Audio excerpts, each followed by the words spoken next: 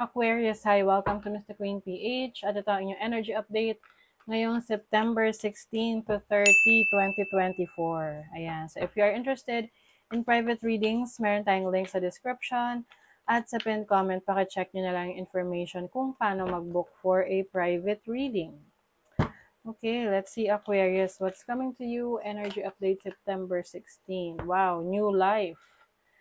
New life. Wow. Okay, so there's a new chapter sa buhay mo na nagsisimula. Yung iba sa inyo, bagong bahay. Yung gigising ka sa bago mong bahay or bagong trabaho, bago mong business. This is something na pinaghandaan mo. You have been preparing for this for so long, and now this is it. Ito na yung bagong simula for you. It's a new beginning. You also have exchanging gifts. Yung iba sa inyo, pwedeng baby. Oo, kasi may surprise, may gift of a new life. O, diba? So, pwedeng sa family nyo, pwedeng ikaw yung buntis, yung partner mo, or a family member. And, yeah, yung iba sa inyo, meron kayong aattend ng party or birthday party. Or somebody will give you some gifts. Merong magbibigay na regalo. Flexible, very adaptable. So, I think ngayon, Aquarius, marami kang dinadagdag na ability, skill set mo. Hindi lang kung ano yung alam mo or expert ka ngayon, mas dinadagdagan mo pa para mas marami ka ring options na sumubok ng ibang bagay, no? Sumubok ng ibang career path. I also see you na mas nagiging yung active, no? Oo, mas nagiging flexible yung katawan mo. Maaring ikaw ay mas exercise ngayon. You are more flexible physically and also adaptable din yan. So kung ano man yung mga changes, no, na pinagdadaanan mo, kayang-kaya mong sumabay dun sa pagbabago. Your overall energy is the 8 of Wands. Medyo magiging busy ka ngayong second half ng September. Marami kang kailangang asikasuhin, marami kang kailangang puntahan. Oo, so manage your time well. Maari ring may mga messages coming through, lalo na kung meron kang negosyo or maaring dumadami yung iyong mga followers. May mga messages na pinapadala sa'yo. Your challenge is the Ten of Swords. Oh, meron ditong endings. Painful endings, to be honest. Okay? But I feel like this is something na kailangan mo talagang pagdaanan para ma-experience mo tong bagong buhay. Okay? O, pinakitaan ka ng magician. Ibig sabihin yan, sinasabi sa'yo na kaya mo. You have the tools that you need to overcome this challenge, itong ending. Yung iba naman sa inyo, pwedeng merong betrayal from someone na imbes na akala mo matutulungan ka ng person na to, pero mas lalo pa niyang pinahirapan yung buhay mo. So ngayon, I feel like you are also cutting off or ending a situation with this person. Your opportunity, Ace of Pentacles. Wow. Opportunity for a new business, a new career, a new job, or a new source of income. I feel like medyo stressful yung career path, trabaho, situation mo ngayon. Kaya yun yung ile-let go mo na. Kumbaga maglalakas loob ka eh. So yung iba sa inyo, magdadagdag kayo ng skill set na pwede nyong gamitin para makahanap kayo ng iba pang source of income. So let's say for example, mahilig kayong mag-bake ng cake. Oh, lagi kong example yung pag-bake ng cake. Tapos, sinubukan nyo na mag-bake ng cake for other people and nakita mo na meron palang potensyal na pwedeng maging negosyo mo. So, hindi lang yung current na source of income mo, like yung trabaho, meron ka pang extra income na sinusubukan.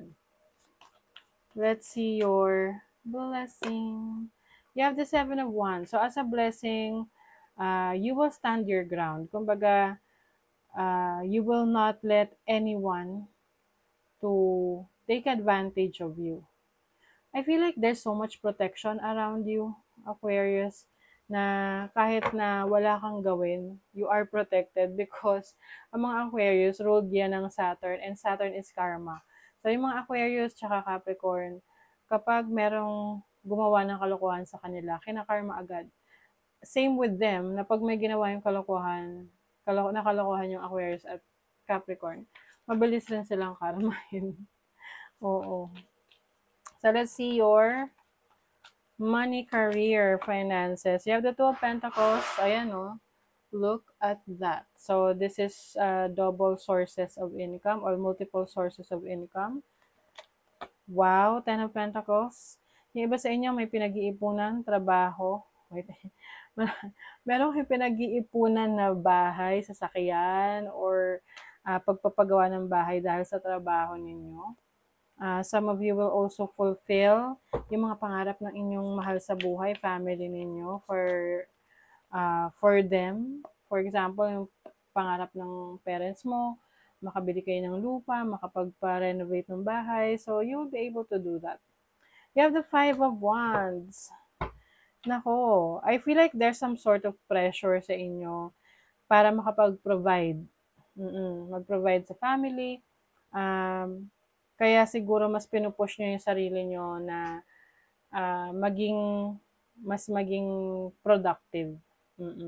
But rest assured, magagawa nyo ng paraan, no? I also see someone here na nag-aaway-away pagdating sa properties ng mga magulang. Oo, lalo na kung may inheritance na issue rito.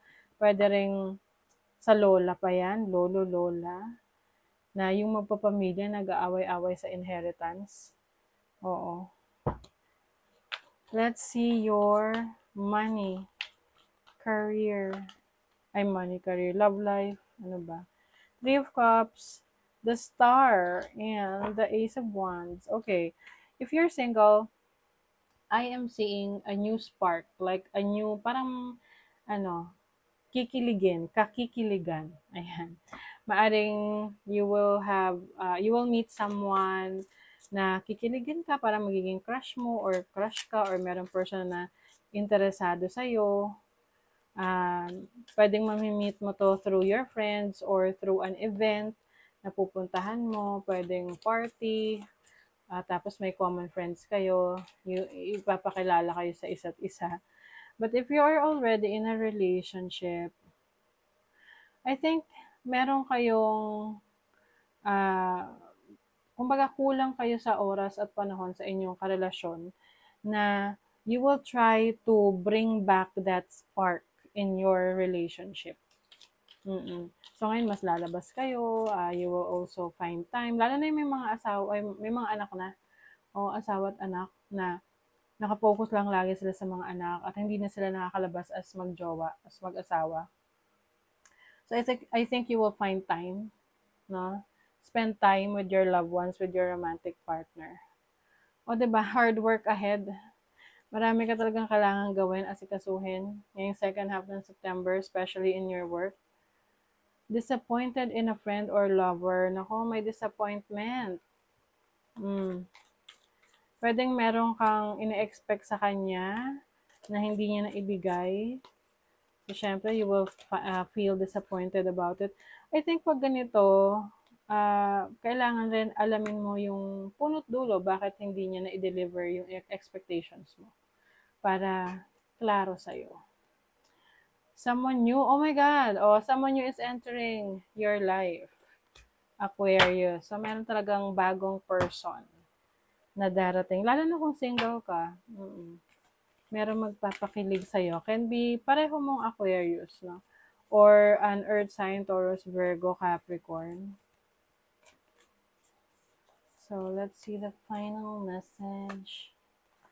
Digital detox, recalibrate, reset, and recharge. So, yung iba sa inyo, maaring hihinay-hinay na sa social media, or iko-control nyo na yung pagkukonsume nyo ng content sa internet dahil mas nakakapagbigay yan sa inyo ng pahinga, na mas nakakapagbigay yan sa inyo ng clarity, no? Kumbaga, you will iiwasan mo yung pag-spend ng time sa social media para makapag-reset ka, makapag-recharge ka. Okay? So, that is your reading, Aquarius. Thank you so much. Bye!